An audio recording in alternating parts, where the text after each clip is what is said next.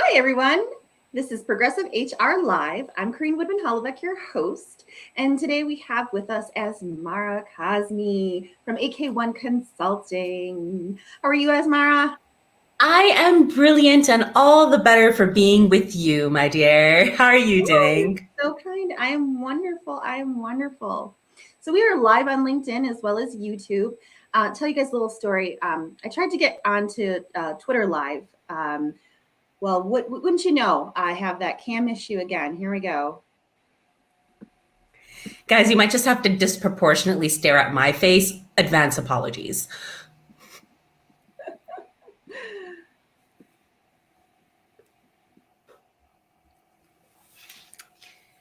Twitter Live must have been a really fun process, I'm sure.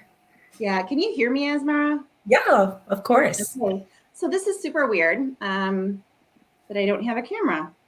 So that is crazy. So until I get my camera fixed, I'm going to keep working at that. We're just going to keep doing the show live right now. So I was talking about Twitter and saying that I would try to also stream to Twitter. Unfortunately, Periscope is closing. So they are not allowing any more streams to Twitter until Twitter has their own live streaming capabilities. So right now we're on YouTube and LinkedIn. Hello, everybody. If you're joining now, say hello. If you're joining live, welcome to Progressive HR Live. We're having a little bit of a tech difficulty where my camera is not working. But as soon as I ask Asmara her first question, then I'm going to go ahead and fix that camera issue. And David Marlowe from Milwaukee says, hi, got to love live events. That is true, David. So, This is what keeps it fresh and exciting.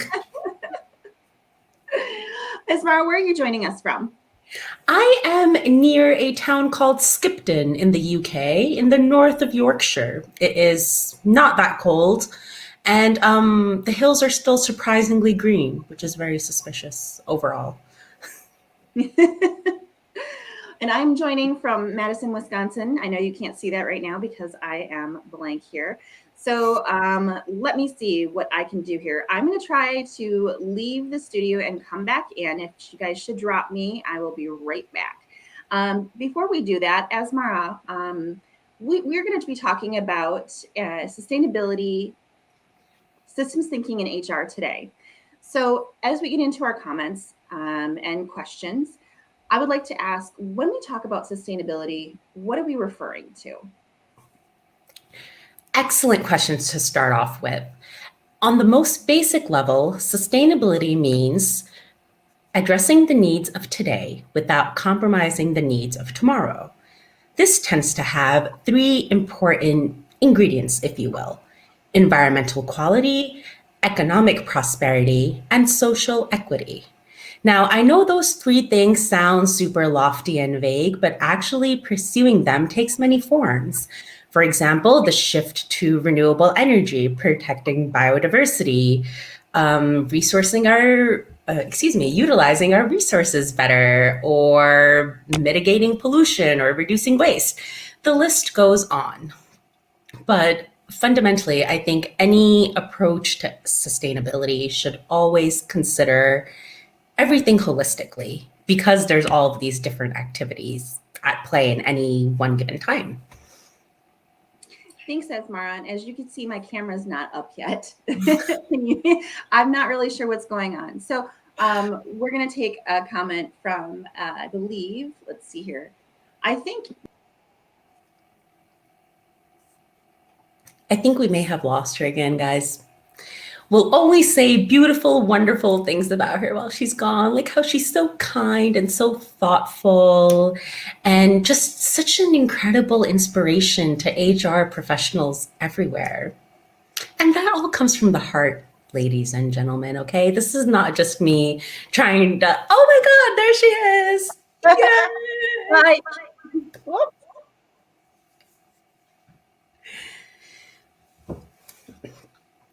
You'll have to watch the recording Can you to hear me? see all the things I said about you while you weren't here.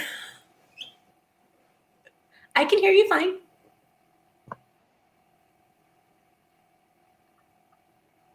Can you hear me? Yep. Okay, great. All right, so we're back. Oh, so sorry, everyone. I have two computers that I work from. I don't have a producer, and it's just going back and forth. And so now I'm on my other computer because my other computer has, I guess, decided that its camera is not going to work. So but I did hear that Asmara thought that I was just a beautiful, kind human being and loved what she's doing with human resources. All right. So we're back on. I know that you finished talking about sustainability. We're going to have some comments here. Oh, my goodness. We just have like a plethora of comments. Rachel Warner says, I adore this hashtag resourceful humans. Matthew Lay says, hi from Kenosha, Wisconsin. And Dr. Charlie says hi. Oh, wait, here he says hi. And then he says absolutely to one of the things that you said. Yeah. Knowing Dr. Charlie was probably the holistic comment. Yeah, that would be. Yeah. Oh, okay. Here we got another one. Rachel says, which are you? Which am I? Which what am I? We'll get Sorry, Rachel, I'm not sure which noun you're referring to or adjective. Oh, all right, everybody. Thanks for bearing with us. We'll get back to the questions now. Oh my goodness. So did you answer the question about in the context of the holistic view? No. Yeah. Okay. All right. So when we're talking about sustainability and you talked about the holistic view, so in this context, what is a holistic view? Let's just take, for example, the recent news in LinkedIn that there are some organizations that are now going to be trying to strip CO2 from the air for our environment, but then starting to pump underground. And how wonderful some people think that is, and then how other people think, well, isn't that just taking something from something and try to make their air good, but then making our groundwater bad? Could you talk a little bit more about that? Sure. So approaching something holistically at the very basic level means you address the stuff that comes before it, that comes after it, and that eventually finds itself feeding into or connecting to it. Now, as much as carbon sequestration, which is the fancy word for pumping carbon underground, as great as that can be as a piece to the puzzle, it can't really be considered a holistic solution until you start considering how are you going to reduce the carbon dioxide that's being pumped into the atmosphere. Because if you do one without the other, then you're just swapping one issue for another, as you've correctly alluded to. And the other thing that we need to consider rather closely is that these technologies are a far cry from being commercially scalable. So are they going to be getting government support? What will that look like? How long will it last? How can we prevent things like this from just becoming a get out of jail free card for serial polluters? And the other thing that's really important is how are we utilizing the resources to support this new technology? I read somewhere that for every ton of carbon dioxide that you pump underground, it requires 25 tons of water. Now, from my point of view, that is an obscene misuse of a precious resource. Now, people have said that, okay, well, if you construct the facility near the coast, then that can help kind of eliminate some of those issues. But coastal areas are really, really important for controlling flooding. And how does that fit in with everything else, given that sea levels are rising, floods will become more commonplace? And how do we really pay attention to how the technology we're implementing fits into the wider picture of things? So if they were considering it holistically, those like 10 questions I just asked, those were the kind of things they would be thinking about.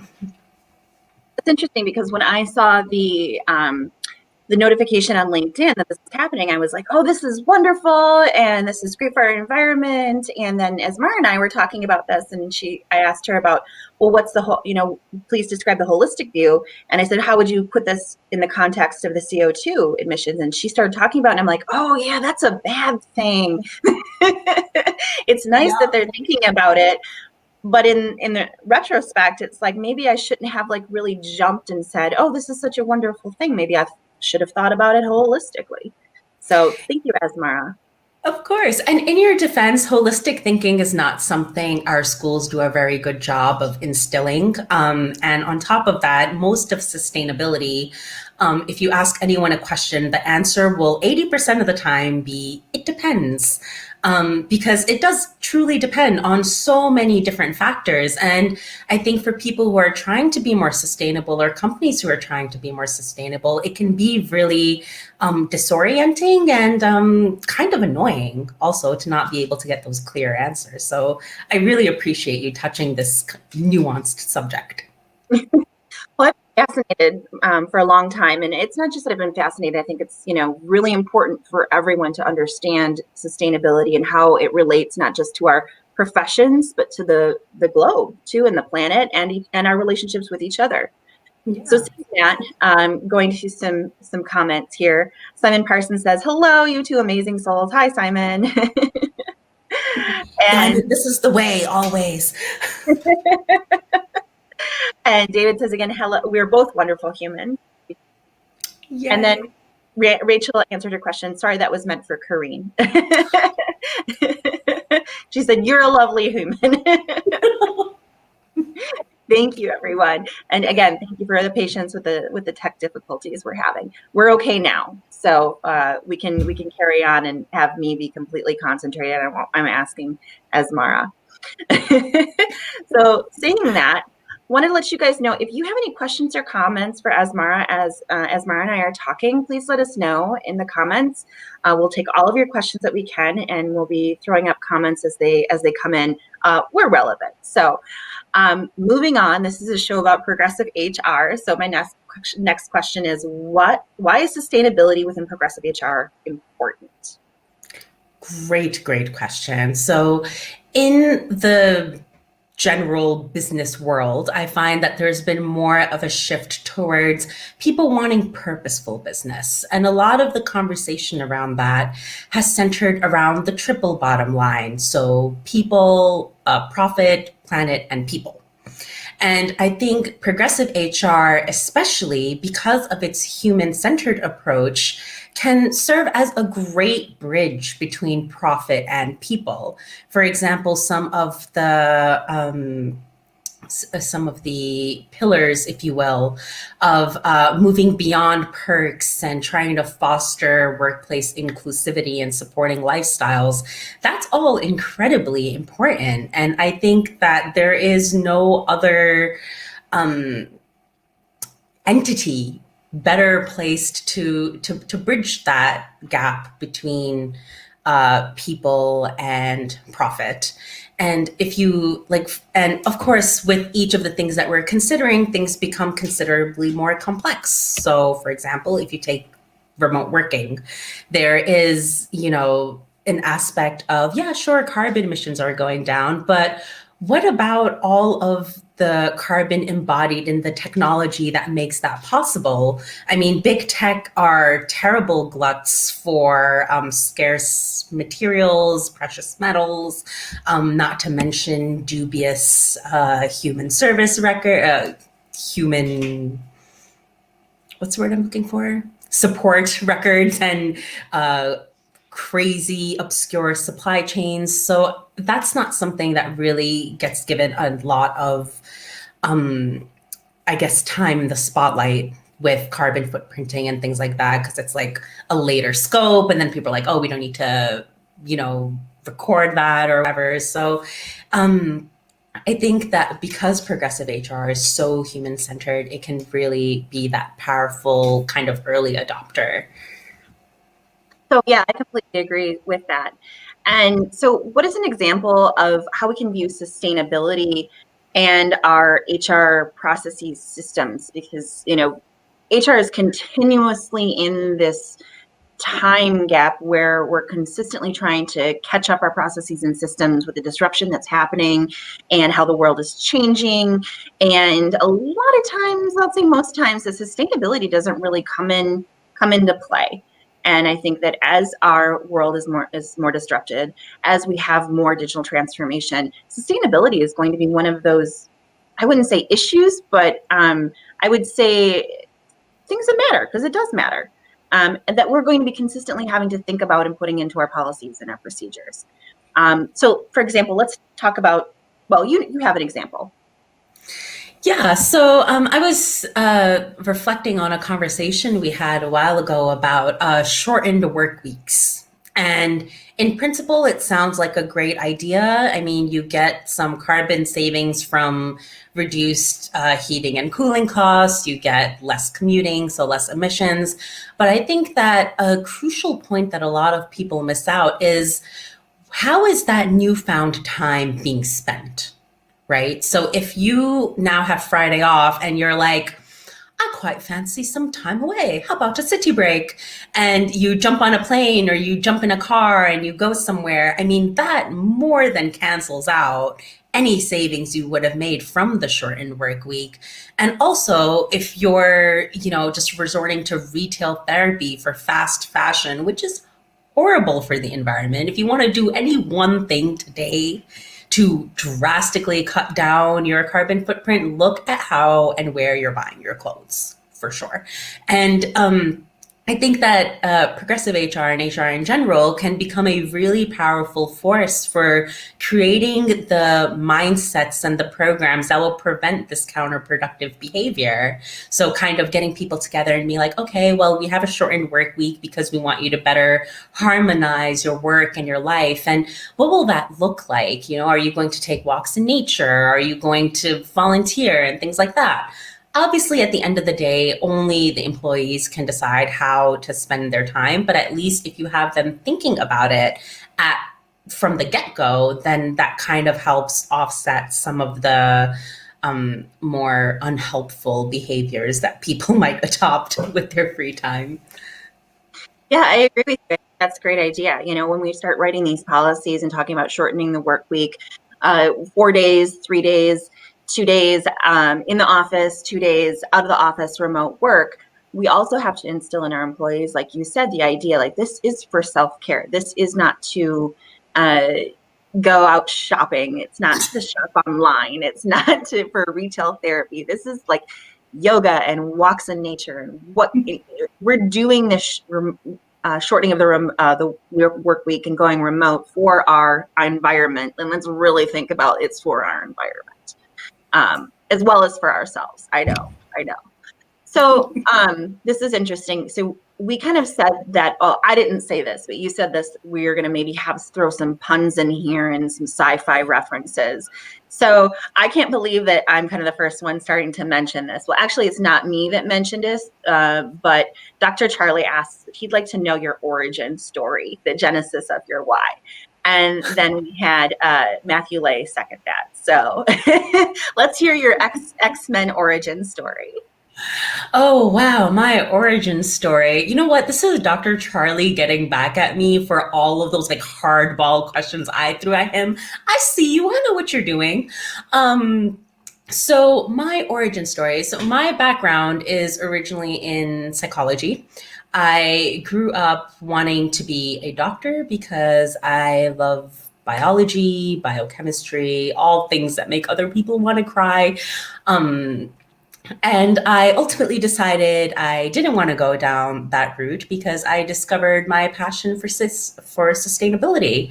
And that was, it's funny, when something's just kind of always been there and someone asks you where it comes from, you're like, I'm pretty sure I was just born with it.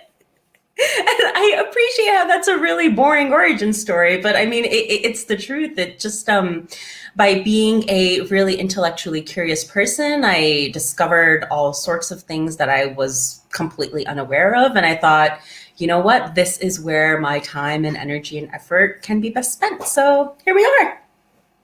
I love that. And that's, one of the premises for progressive HR is like we're all very unique humans. You may think that you're like somebody or that someone's like you, but no, we're all completely unique because we all have a number of different things that we're interested in that all mesh together to make us completely who we are. So I would definitely say that, everybody. You're a very unique human. I really appreciate that. Oh, thanks, samesies. So moving on for sustainability, why is, you know what? I think we already answered that one, didn't we? Yes, we did. So this is the one we wanted to go to. What is system thinking? What is systems thinking and why do we need it? Well, at the most basic level, people think of analytics as taking things apart. Systems thinking is putting them back together. So you're not only thinking about the parts, but you're also thinking about the interactions between them. And by thinking about these relationships and meta relationships, if you will, you become aware of the various complex feedback loops that are inherent in so many things that we encounter in the modern age. And the reason why systems thinking is so powerful is because it's an excellent way to free ourselves from this notion of, binary big picture versus small details or top down versus bottom up. No. Forget the verses. If we want to not be, completely screwed long term, if you excuse my French, we need to figure out how to blend these things in a coherent context. And the way systems thinking is really powerful is it gives us these things we call system archetypes, which are recurring dynamics that we see in a wide variety of kind of manifestations.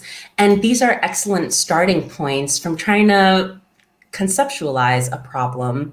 And not only does it give you a helpful starting point, but it also gives you the tools and vocabulary to think a bit more critically about the problem. Because like it or not, we're all becoming more connected, which means there's more links being formed, which means that there's more complexity to navigate. And systems thinking is an invaluable part of allowing that navigation effectively. Can you tell us more about the systems archetypes? Because when you said that originally, I was like, "Ooh, is this like Jung's archetypes?" So I wanted to ask that. Yeah, for sure. So there are 8 distinct systems archetypes that present a variety of different relationships. I've been thinking about kind of ways to conceptualize specific HR problems with these archetypes. And I think that, so for example, there's one called shifting the burden, right? And the premise of this archetype is that you have a symptomatic solution, which is kind of like a really like surface level, quick fix, usually kind of thing, versus a fundamental solution. And the fundamental solution actually addresses the root cause of the issue you are facing. But what happens is upon implementing the symptomatic solution, you drift further and further away from the fundamental. Now you'll be thinking, Asmara, how the hell does this apply to progressive HR? I'll tell you right now. So I've seen it through working in so many different organizations that some companies have a addiction to hero worship. They will never admit it. They won't even acknowledge its existence. But essentially what it is that there's issues, systemic issues in the company. And what they're doing is they're rewarding the people who come up with the quick fixes and rewarding them with increased remuneration or through promotions. And what happens is initially it does look like it's working, but because of delays inherent in the system itself, you don't see the full consequences until that person's been promoted and the poor unsuspecting successor has taken the helm and now they're dealing with the same problem. So you go around in this kind of cycle, right? And what happens is through this kind of glorification, if you will, of a firefighting behavior, slowly but surely you find words like proactive problem solver find its way into job descriptions, and you're smiling because it's literally everywhere. And the thing is, yes, being proactive is great. Yes, being a problem solver is great. But are you jumping the gun and trying to create these quick fixes so that you can kind of like make yourself look better? And what happens is by attracting more of these people, all you're doing is obscuring the systemic things that are underneath. And what happens is no one sees them, so no one addresses them. So now your company is disproportionately kind of what's the word I'm looking for? Balance. Vulnerable. Yeah, and Vulnerable. vulnerable. That was the word. To external shocks and uncertainty. Yeah, So and that's really fun. it is not diverse either. Sorry? You do not have diversity of thought. Yeah, exactly. And then you just have all these people like making these changes here and there and thinking like, oh yeah, this will all work out. It'll work well for my department. But it's like, okay, but have you considered how your department fits in with everyone else? Oh, that's right. You don't know because your company is taking these siloed views and you have no idea where the work comes from and where it goes. You just know what your job is. And based on that, you're making these decisions. But are those really the best decisions? So that's one way. Just and Matthew says, I worked at a company where the smartest people in the room were the ones who had solved the same problem a dozen times before. And I kept thinking that they must not be at solving problems if they kept coming up with this. Yeah. Exactly what Asmara and I are talking about. Exactly. And David agrees. He says, never fix anything without fixing the whole. Absolutely. In this all, since we started, Asmara and I started talking about doing the live, I've learned so much. So much. It's really opened my mind to a lot of different things. I would say I'm a pretty knowledgeable person, but again, that's why I have the lives, to learn from people like Asmara and my audience. So thank you. Going back to one of the previous conversations we were having, Dr. Charlie says when Bob Marley was asked how long he had been in Rasta, his answer was similar to yours, and his answer was ever since whenever. Good. I feel bad. I mean, I feel good. We all knew what you meant. I don't feel bad. I feel good. It wasn't like lightning struck and this happened. It was just like a way of it, naturally occurring. Yes. Yeah, absolutely. Someone says, like, how long have you been like this? Well, ever since I was born, because I was born to be who I am, right? I was born to be the innate, unique human that I am. Yeah, absolutely. Oh, we got another comment. So, okay. Creation. Yes, creation. That is creation. Absolutely. And I think, you know what? I don't know if you've ever seen this, but when I was, maybe you've seen it with your kids, but there's like this like a pitch black piece of paper, and then you kind of like scratch off parts of it, and underneath there's like all these like rainbow colors. That's pretty much how I think of human beings, right? So it's like you start with what appears to be a blank slate, but spoiler alert, there's no such thing. And through your experiences, you're uncovering these different facets of yourself. And I think that this is one reason why I really appreciate, David Marlowe, for instance, that our favorite Ikigai guy, because he's all about, how to, there he is. There he is. I got you. And it's all about, how do you live into that? How do you capitalize on what you're great at and what there's a need for and what you can provide? And I think it's a really powerful way of looking at the world, because I think that that's kind of the basis of the growth mindset, isn't it? To not think of yourself as having like these fixed qualities, but thinking of yourself as like this flexible human being that you're just always discovering. And it's the beautiful thing. Hi, Layla, like my favorite person. She's definitely referring to when you talked about the blank slate and you could color off the rainbow. I'm watching the live on the other camera here that's now working. And when you were saying that, you had like tons of little hearts and celebration come up. And then David Marlowe says, great minds. Yep. Great minds think alike, David. I'm humbled. So with all that, I forgot exactly where we are in the conversation. Story of our lives. Yes, I know, such digressions. But I'm thinking we're at this one here where how do systems thinking and sustainability relate to one another? Is that correct? Okay, good. Yes. Good. Yes. So, okay. Exactly where we are. How do systems thinking and sustainability relate to one another? So the most obvious overlap between these two things is in something called the circular economy. Now, our current way that we approach consumption is very linear. We take materials, we make products, and we produce waste. And it's completely unsustainable because, as you can see through like plastic that's piled up literally everywhere, it doesn't go away until you make it go away. So circular economy is more about how can we keep our resources in use for as long as possible and how can we extract the most value from the things that are available to us. Now, I'm sure most elementary school kids have heard of the three R's, reduce, reuse, recycle. Circular economy extends this to the nine R's. So it's refuse, reduce, reuse, repair, refurbish, remanufacture, repurpose, recycle, and then finally recover energy. And these nine R's together form the core of what is known as the waste hierarchy. And this is how we, to use the lingo, close the loop and make sure that we extract the maximum value from things. So that's one aspect of it. And then there's also, to take a page out of Stephen Covey's book, starting with the end in mind. So intentionally designing out the waste so it doesn't become a problem to begin with. So it's a really, really exciting way of conceptualizing a new way to look at not only sustainability, but our economics.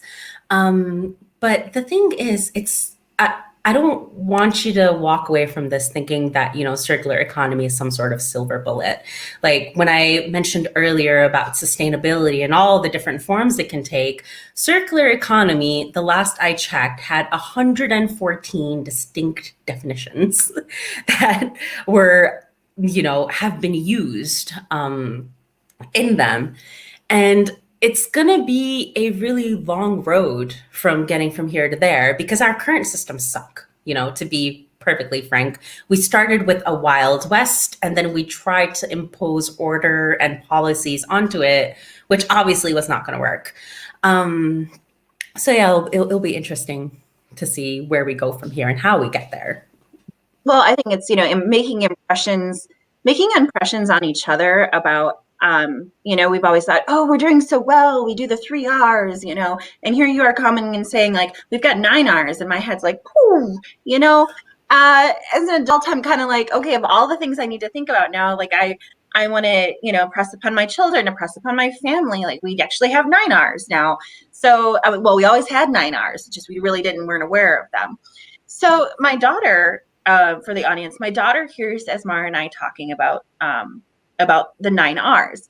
And she's like, okay, Mom, can I see your prep sheet? I want to read what the nine R's are.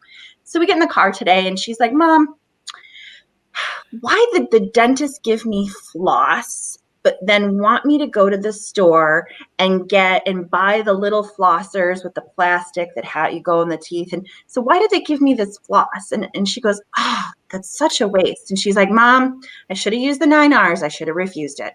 And I'm like, yes, you should have refused and said. So bless her for that. But that's, again, it's like, as the adults start talking about, as we start talking about the nine R's, we talk about the circular economy, we start talking about where we're going in the future of work, we impress upon our children to do better than we're doing. So absolutely. I see that we've got a lot of comments on this. So, from Scott, he's saying, nice. Thank you, Scott. Thank you, Scott. And he's offering some resources. So join us at companiesforzerowaste.com. Do you know Scott Asmara? I do know Scott. Scott's fabulous and he does amazing work. Exactly as the URL suggests, Companies for Zero Waste. So there's managing it and there's designing it out, and it's amazing. He must dig your work because he says we dig your work. Thanks, Scott. Touche. That's nice. See, it's like there's all this to say like, okay, that we're ready to start this. We're ready to start this, Asmara. Absolutely. Another thing we were talking about when we started prepping for this is the ISO certification. And I Yeah. know that I had went through ISO certifications with my GMP companies in the past when I was HR executive there. And that was just a crazy time, you know, and HR wasn't really involved. I said, okay, how can I be involved? You know, and they were just like, well, HR really doesn't get involved. It's an ISO. But I don't believe that. I think that that's kind of like HR, we're all about humans. We can get involved in everything, especially progressive HR. So tell us more about the ISO certification in regards to the circular economy and the 3 Rs, and how does this usher us into the future of work, and what can HR's responsibility be? Sure. Excellent question, as always. So the ISO Technical Committee, it's specifically called ISO TC 323. That's the magic number. It was convened in 2018, and they will be consulting until 2022, I believe. And what they're trying to do is they've taken experts from all around the world, 70 countries last I checked, and they're trying to make frameworks that can help us tangibly address the things that need to be done to get us to a circular economy. And this is something that's profoundly important because remember how I mentioned before about those 100 odd definitions of circular economy? Only 11% of them directly address business models. And the thing is, right now, in the business space, environmentalism is still kind of a nice to have or something that gets looked at as like a fleeting corporate responsibility thing. And we really need to move it beyond that. And in order to do that, we need to talk the language of our audience. And, you know, you go to a business person and you tell them, yeah, there is no planet B. We need to safeguard our environment and do the circular economy. They lost you. They stopped listening after B. Okay. They literally just aren't interested. And I don't want to paint, you know, a very large amount of people with like a wide brush because obviously there are many business people who are becoming aware of this and trying to do better. And I rate them for that. But what we really need to do is start going, hey, you know, creating the circular economy is $1 trillion opportunity, you know? So when you use things like that, that's what gets people interested. And in terms of where the certification is right now, there's not really a whole lot out there that I've seen about specific responsibilities from parts of the company. A lot of it is about like, these are our objectives and these are what we hope will be the deliverables, and the rest of it's just exists somewhere. You can only assume they're working on it. But from my point of view, I think where progressive HR can be really impactful is this idea of linking different companies together in different contexts. Because I think that in order to promote the circular economy, we'll have to kind of get a bit comfortable with collaboration, which in the current environment is a bit difficult because it's all about like competitive edge and intellectual property. But if we use HR as kind of the linkage point, then companies can control the scope and volume of information that's leaving the company, and while not completely undermining everything that everyone's trying to do. So it's a really, really unique place that progressive HR specifically could find itself in, as being like this great connector, if you will. And it's going to be a huge part of making this work. I really like that. I mean, I wish I would have come up with that myself. So You we'll can have to have a write an doll. article together. Yes. I'm here in awe. I was like, okay. In addition to everything else that you're really great at, you could totally be great at human resources as well. Oh, I wouldn't dare invite a direct comparison to the present company. Nuh-uh, I'm not crazy. Please. I have an ego to protect. Oh my goodness. I'm waiting for some of our puns to come in. I don't know, maybe David or Matthew could offer Like, some puns on whoa. what we're talking about. Plot twist. I just, you know, did some false advertising there to grab people here and like, ha, you'll just have to wait till the end for the puns. There we go. There we go. So what impact would you want to impress upon them? Um, Above everything, I want to invite people to look differently at things. So whether they're looking at themselves differently through Enliven, They're looking at their company differently through my operations consulting, or they're looking at environmentalism differently through circular economy. Um, and if I'm completely honest, I've never really thought too much about the impact I want to have per se, because every single sci-fi villain is disproportionately concerned with their legacy. And I'm like, no, I'm not having any part of that. So the whole thing is you want to be, like less Darth Vader and more Spock. You know what I mean? So it's like, you got to do what you got to do.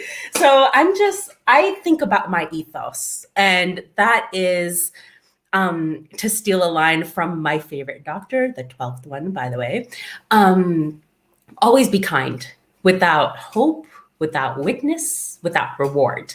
And that's how I live my life. And I am certain that there could only be good impacts from something like that. So yeah. And I was waiting for that. There it is. There it is. Oh, okay. Maybe we have some fun. Leela. I mean, you knew the lightsaber was coming out. Like, come on. Who says progressive HR people can't have fun? Who says HR people can't have fun? Exactly. Whoever says that ain't ever met her. Like, let's be real. Darth Vader and Spock at the same time. Always. You always got to be inclusive, Dr. Charlie. Love all fandoms.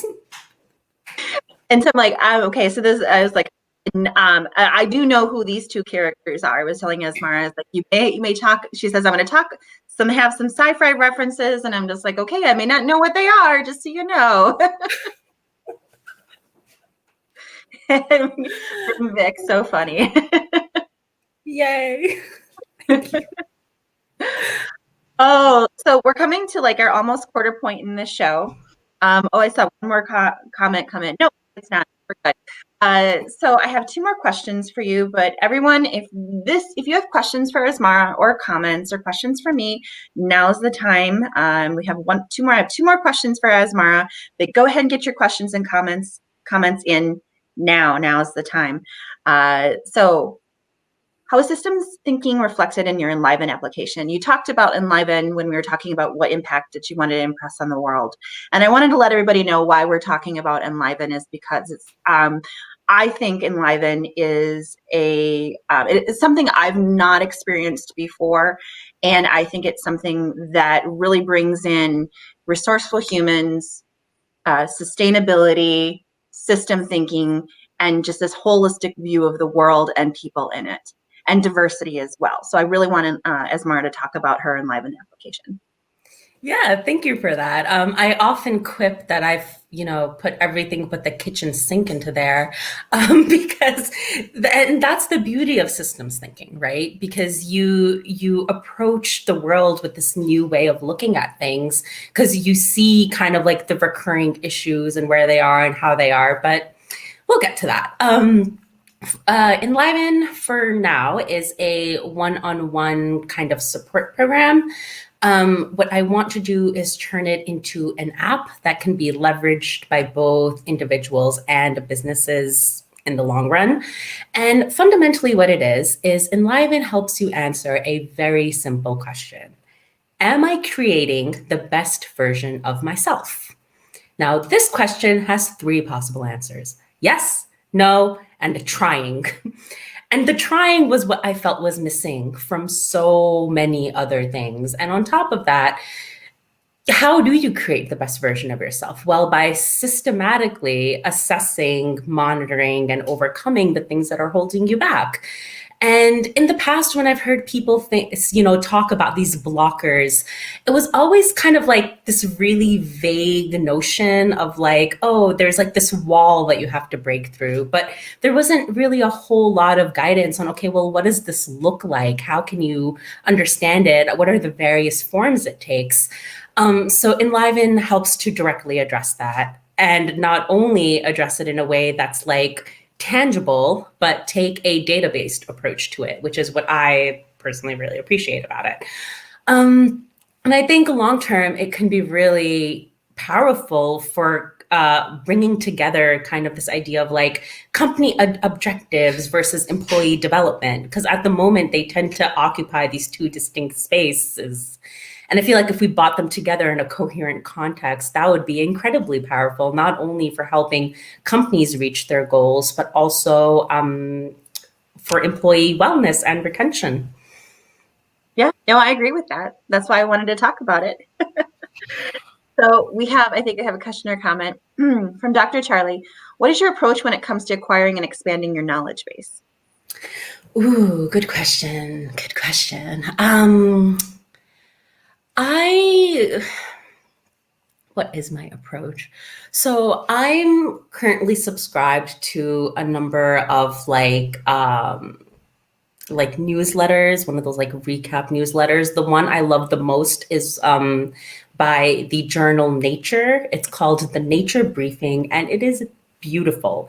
And the thing I appreciate about Nature is that because they have so many different kind of flavors of publications and different uh, uh, subjects that they focus on, you get like a little bit of everything. So you get some sustainability, you get some like epidemiology, you get a bit of, a bit of everything.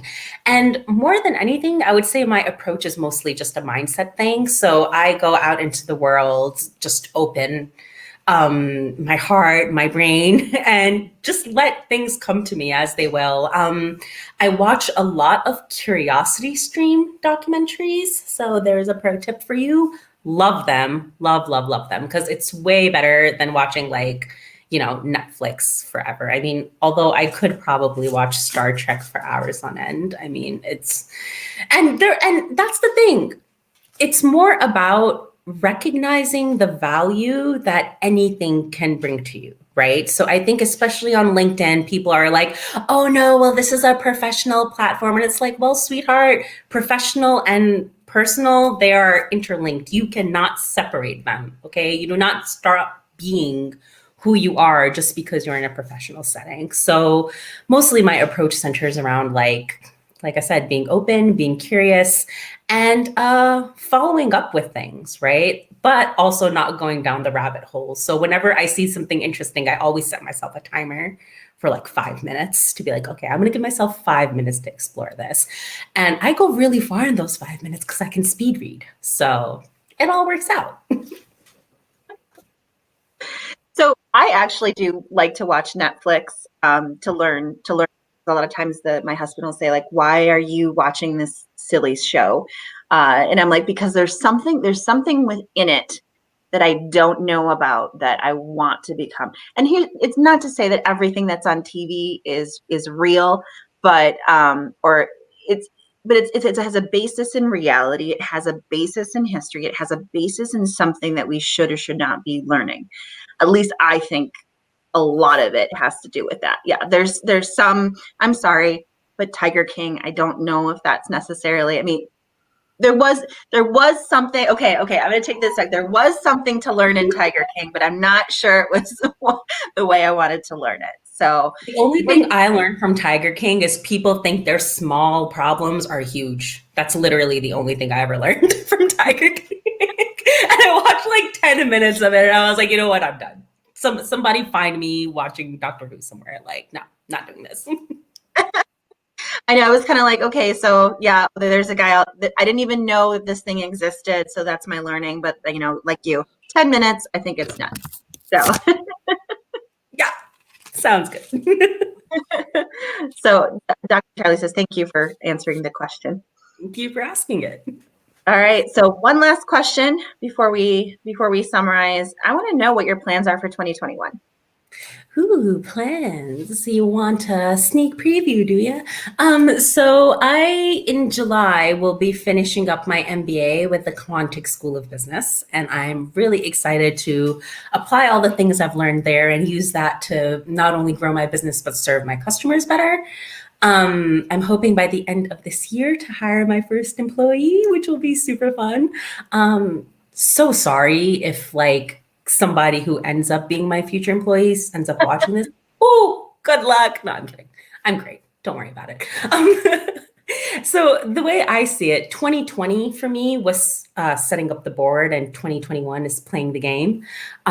So at the end of it, I basically just want to further expand my knowledge with the same level of enthusiasm that I tend to bring to everything, really. So that's kind of like a really basic level of where I'm hoping this year will end up. You just had a lot of likes on the other screen there. I like watching. I like watching like all the hearts and the celebration and all the likes and all the. We haven't had a curiosity one yet, so that I've seen. So That's surprising because it is yeah, me. yeah. So everyone, any more questions for Asmara? About probably about 5 more minutes left in the show that we're going to be summarizing. So now's the time if you want to quick pop in the questions in the comments. So in summary, we're talking about systems thinking, sustainability, and human resources. And it's really about looking at things in a different way, in a systems thinking.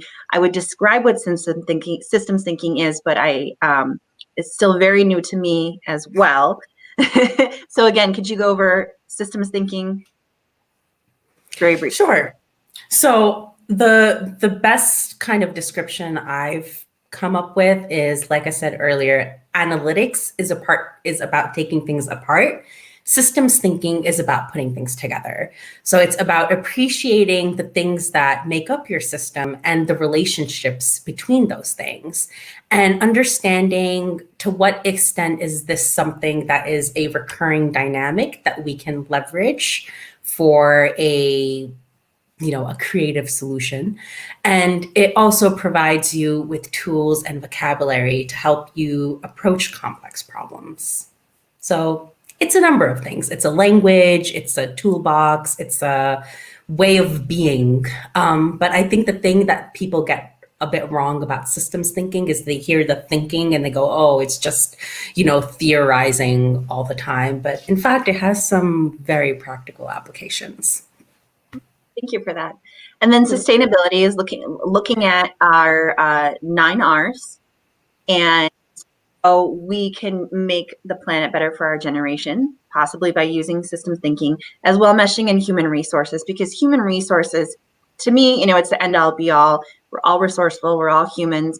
We all work. We all provide an economic activity. Doesn't matter if you're a stay-at-home mom. Doesn't matter if you're a volunteer. You're providing something. You are a good citizen. You're providing a use to the world. And so meshing those all together to make our world a much better place than where we left it than what it was yesterday. Yeah, so absolutely. So thank you very much, Asmara. Everyone, thank you very, very much for joining Progressive HR. If you would like to get in contact with Asmara Kazmi, please do so by DMing her on LinkedIn. She, like me, is on there every day. Or you can look into www.ak1consulting.com and get a hold of Asmara, join her Enliven course. She's got a few other courses that are available too. I highly recommend that you go to the website. Asmara, did you want to say anything about that website real quick? Just try not to judge me too hard for it. It's still very much a work in progress. Actually, no, true to my hashtag, legends in progress. Legends in progress. Got some hearts for that one too. Thank you, guys. I heart you guys too.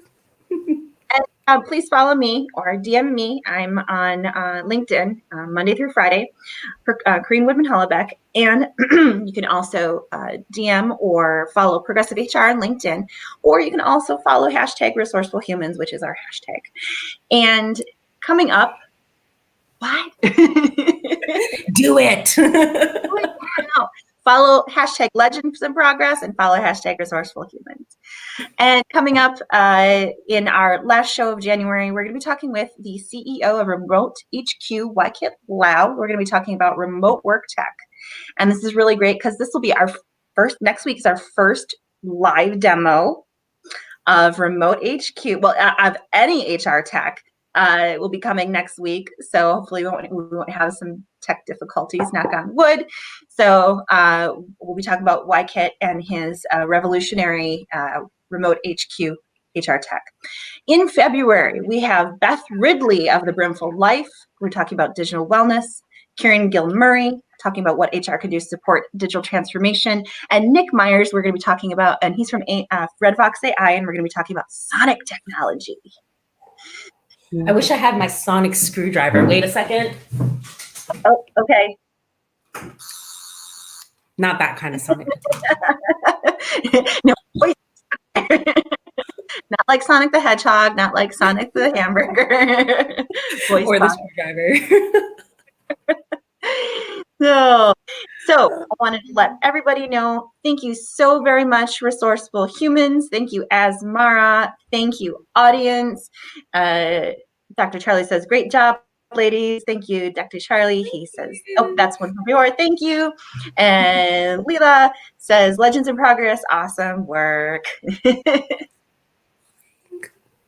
Follow her too. She's amazing, especially if you want to learn about like sustainability and how to approach it better. Layla is the girl.